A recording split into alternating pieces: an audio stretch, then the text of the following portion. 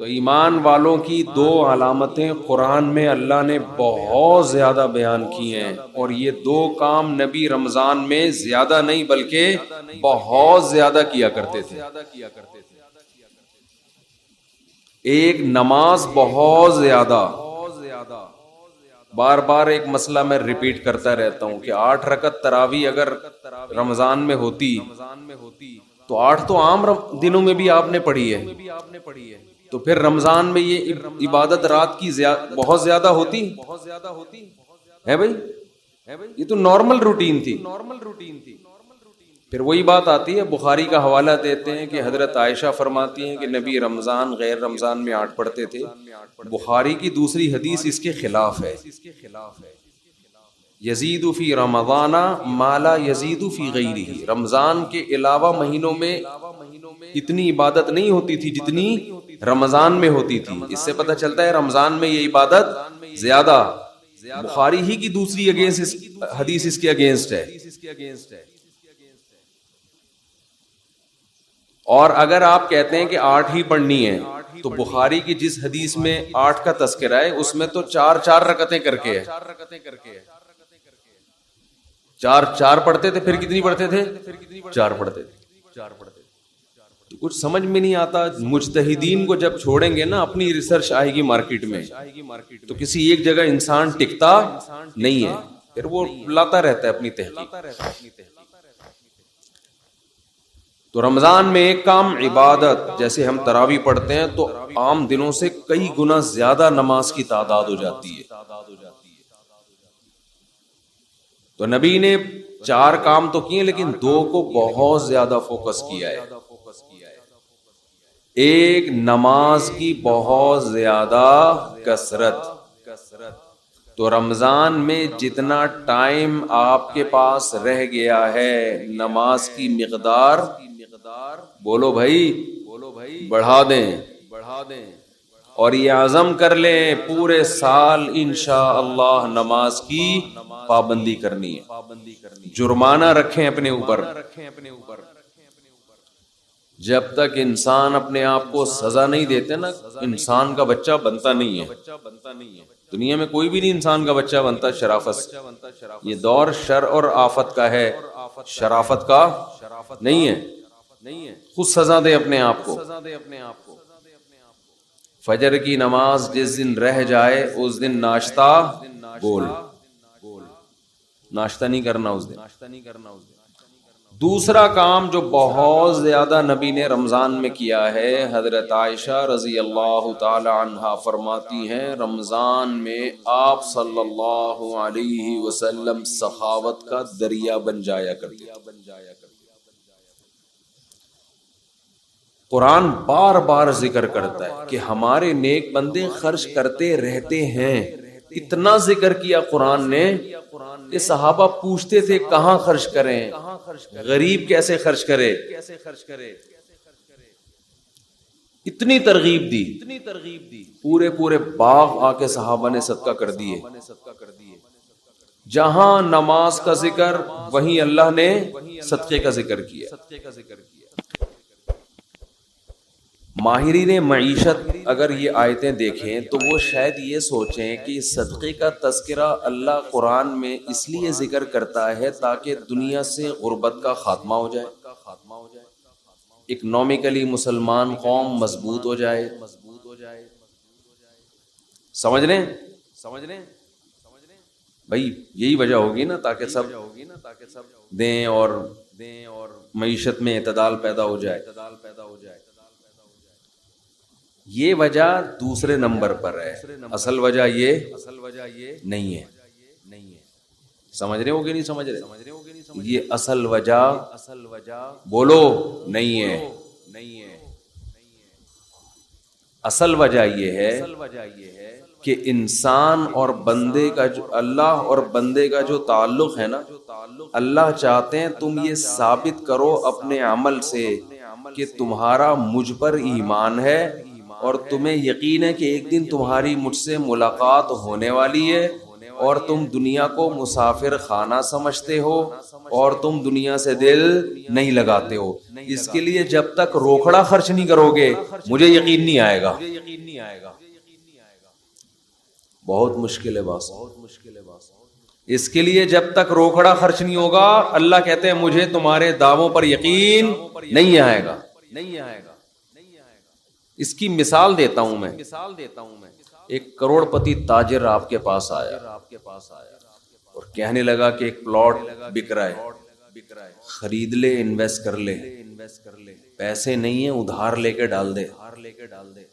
1 کروڑ کا لے گا, میں تجھے قسم اٹھا کے کہتا ہوں 1 مہینے میں 30-40 لاکھ اس کی قیمت بڑھ جائے گی. پھر نہ بولنا کہ سودا ہاتھ سے نکل گیا. اس کی جگہ جب میں ہوں گا تو میں اسے مشورہ دوں گا, اگر تجھے اتنا ہی یقین ہے کہ یہ 1 مہینے میں 1 کروڑ سے 1 کروڑ 50 لاکھ کا ہو جائے گا تو اپنے پیسے لگا دے. کیا خیال ہے بھائی؟ اب وہ جواب میں این آ چوں چاں چیں چوں کرنے لگے. اس کا مطلب اس کو یقین بولو نہیں.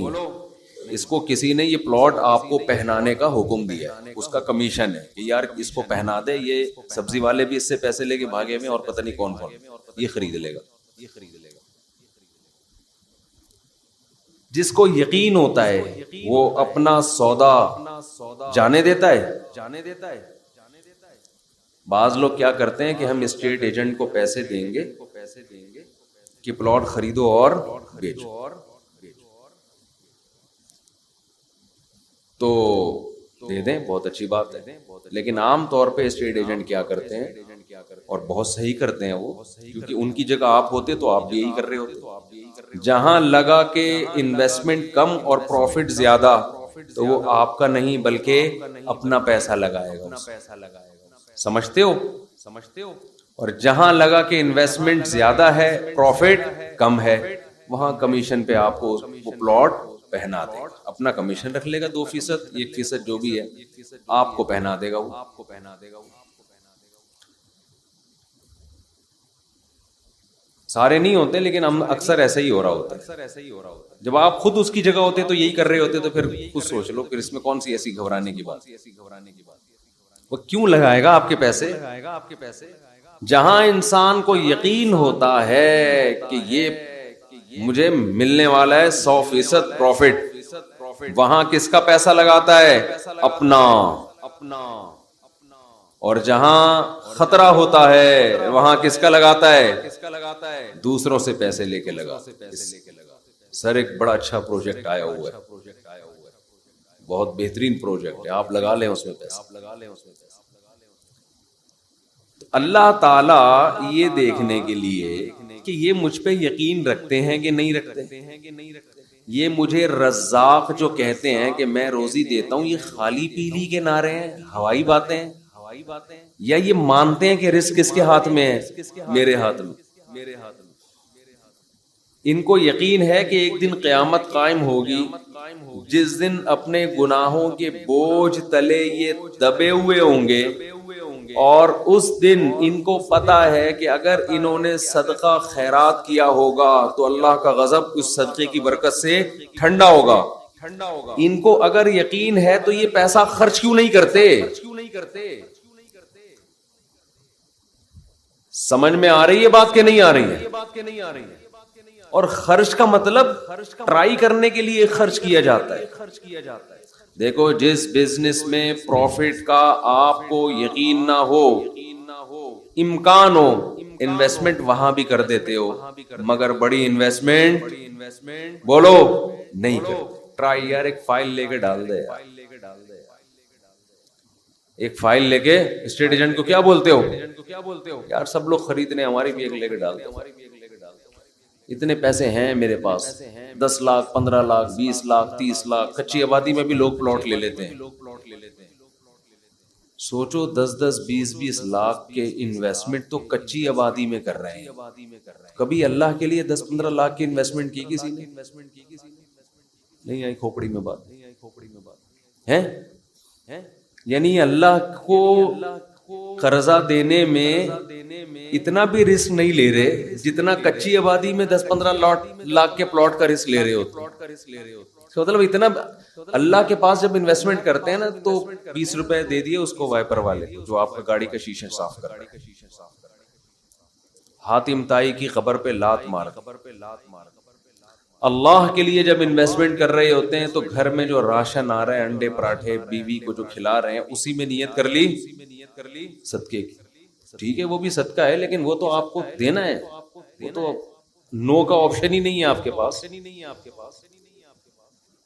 خیر کوئی رفیع بھائی کوئی کسی کے پاس کسی کے باپ کوئی مائی کا لال ایسا پیدا ہوا, گھر والوں نے کہا 6 انڈے لاؤ اور آپ 5 لے آئے. ایسے کوئی ہو سکتا ہے وہ چنگیز خان میں اتنی ہمت ہو. تو اللہ یہ دیکھنے کے لیے کہ مجھ پر ایمان رکھتا بھی ہے کہ نہیں رکھتا, تو اللہ ہم سے کیا مانگتے ہیں, پیسہ مانگتے ہیں. اس لیے نہیں کہ اکانومک ملک کی بحال ہو جائے, غربت کا خاتمہ ہو جائے. غربت کے خاتمے کے لیے اگر صدقے کا حکم ہوتا تو غریب کو صدقے کا حکم کیوں ہوتا کہ وہ بھی کرے صدقہ ہے بھائی. اسلام تو غریب کو بھی کہتا ہے اتقوا النار ولو بشق تمرۃ, غریب کو حکم دیا جہنم کی آگ سے بچو, صدقہ کرو. غریب کہے گا, خاص طور پہ صحابہ کے زمانے کے غریب تو ایسے غریب تھے کہ ایک ازار ہے ٹوٹل ملکیت, اوپر پہننے کی قمیض بھی نہیں ہے. یہ ایسے غریب جو آج کل آپ کو ملیں گے نہیں. اتنے غریب صحابی کو حکم دیا جا رہا ہے کیا کرو, صدقہ کرو تاکہ اللہ کے غضب سے حفاظت ہو. وہ پوچھیں گے کیسے صدقہ کریں, آپ نے فرمایا شق تمرہ, کھجور آدھی توڑو, آدھی خود کھاؤ, آدھی کسی اور کو کھلا دو, صدقہ کر دو کسی. کیا اس سے غربت اکنامکلی قوم مضبوط ہو جائے گی؟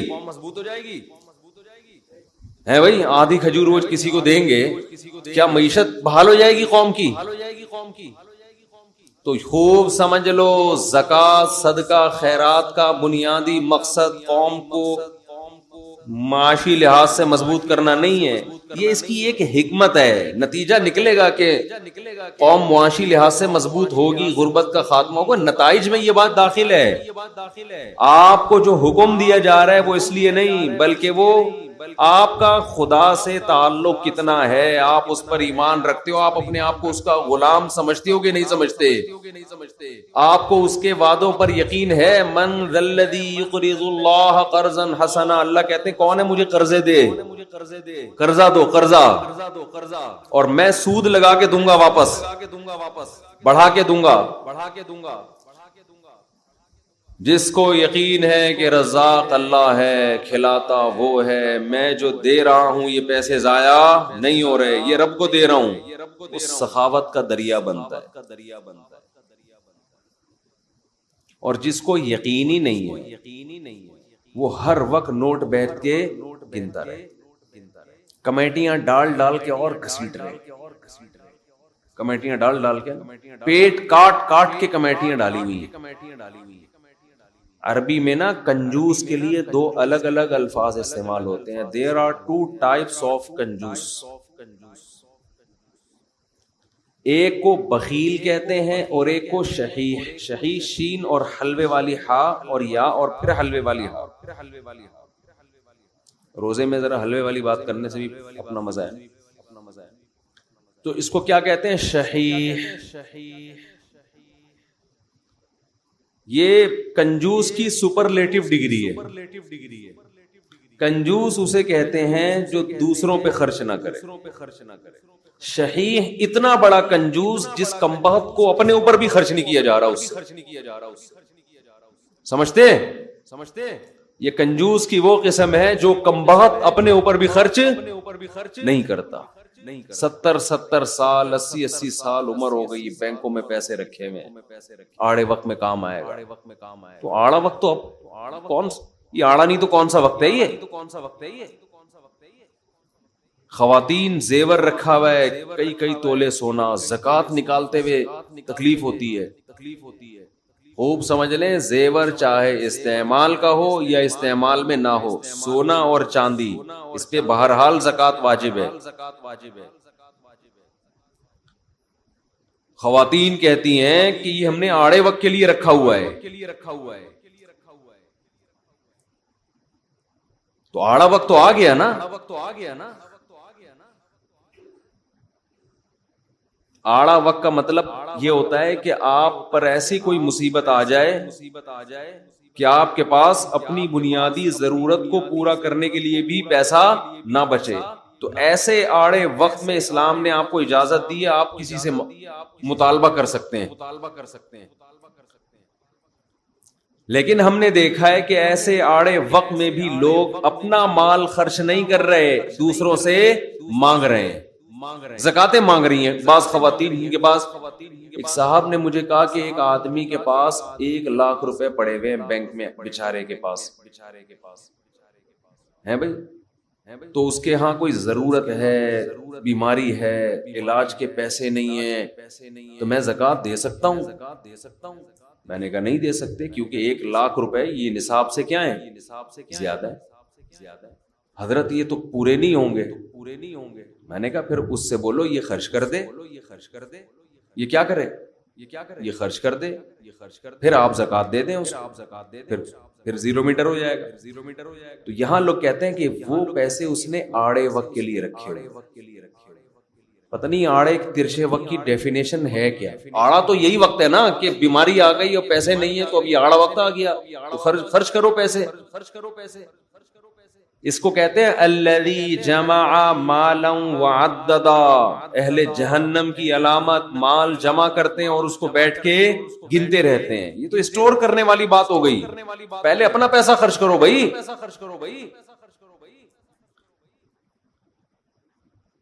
تو اللہ نے جو ہمیں مال خرچ کرنے کا حکم دیا وہ اللہ اور بندے کے تعلق کی وجہ سے۔ دیکھو جب آپ کو کسی سے محبت ہوتی ہے تو محبوب پر پیسہ اس کی ضرورت کی وجہ سے خرچ نہیں کیا جاتا، بلکہ اپنا اور محبوب کا تعلق ثابت کرنے کے لیے اس کے ثبوت کے طور پہ پیسہ خرچ کیا جاتا ہے۔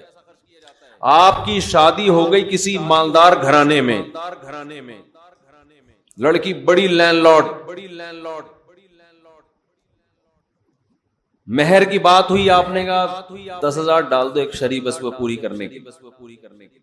منہ دکھائی پہ کیا دیں گے؟ آپ نے کہا دعائیں اور سلام پیش کروں گا آپ کی خدمت، دعائیں لے کر آؤں۔ ولیمے میں کیا کریں گے؟ ولیمے کی کیا ضرورت ہے؟ ڈیفینس میں سب کھاتے پیتے لوگ ہیں بھائی، سب کیا ہیں؟ کھاتے پیتے لوگ ہیں۔ سالے بھی جو آپ کے ہوں گے سارے کھاتے پیتے ہیں، روزانہ کھاتے پیتے ماشاءاللہ، تو میں کیا بولے بھائی؟ گفٹ میں کیا دو گے بیگم کو؟ گفٹ کی ضرورت کیا ہے؟ کروڑ پتی باپ کی بیٹی ہے بھائی، کروڑ پتی باپ کی بیٹی، سب کچھ اللہ کا دیا ہے، تو گفٹ کا کیا کرنا ہے؟ وہ رشتہ دے دیں گے؟ بولو نا، بولیں گے تو کیا کرنے آیا ہے، تو کیسے ثابت کرے گا کہ تجھے بھی محبت ہے بھائی؟ ہمیں ضرورت نہیں ہے، لیکن ہمیں اس پیسوں کی ہمیں ضرورت نہیں ہے، لیکن ہمیں اس بات کی ضرورت ہے کہ تو یہ ثابت کر کہ تو اس شادی پہ خوش ہے اور تو محبت کرتا ہے، تو عزت دیتا ہے رشتہ داروں کو، سسرالیوں کو۔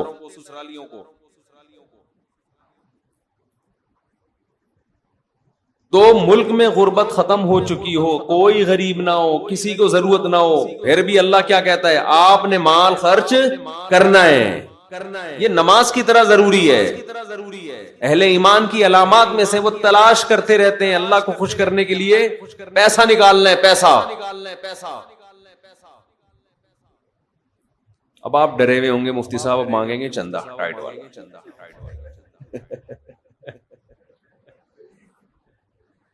آج کمیٹی نے مفتی صاحب کے ذمہ لگایا ہوگا کہ دبا کے کیا کرنا ہے، تو سب سے پہلے آپ نے گھبرانا نہیں۔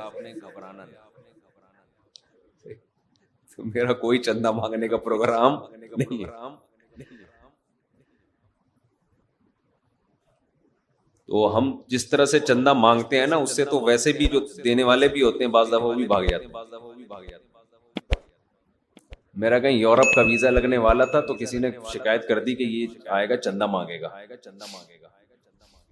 تو جو بلانے والے تھے وہ پیچھے اڑ گئے. میں نے ان سے کہا کہ میں قطن نہ میرا یورپ میں آگے چندہ مانگنے کا ارادہ تھا اور آپ کے خرچے پہ آنے کا ارادہ بھی نہیں. تو آپ سے تو رابطہ کیا، ویزا لگ جائے گا تو ہم اپنے خرچے پہ جائیں گے. تو پتہ نہیں مولویوں کا کیا امیج لوگوں نے دماغ میں بٹھا لیا.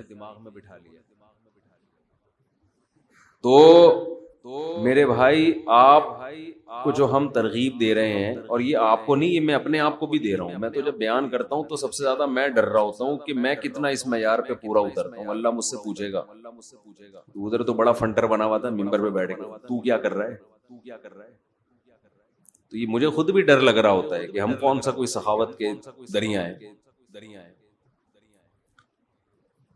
قرآن نے بیان کیا وَيْلٌ لِّكُلِّ هُمَزَةٍ لُّمَزَةٍ الَّذِي جَمَعَ مَالًا وَعَدَّدَ.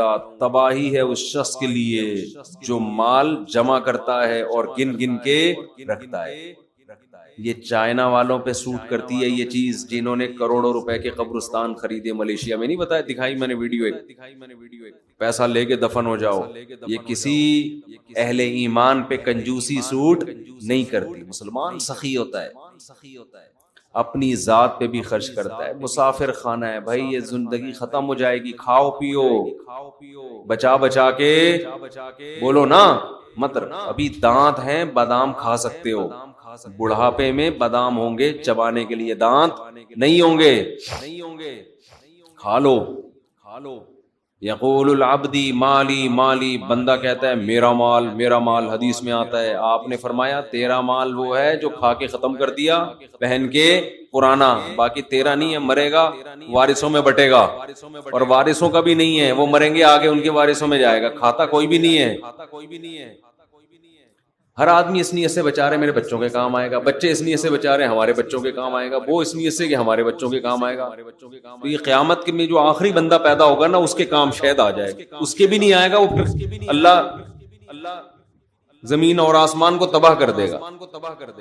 اللہ نے بہت زیادہ دیا ہے، ٹھیک ہے، بچوں کے لیے بھی کچھ روک لو، کچھ پراپرٹی لے کے ڈال دو.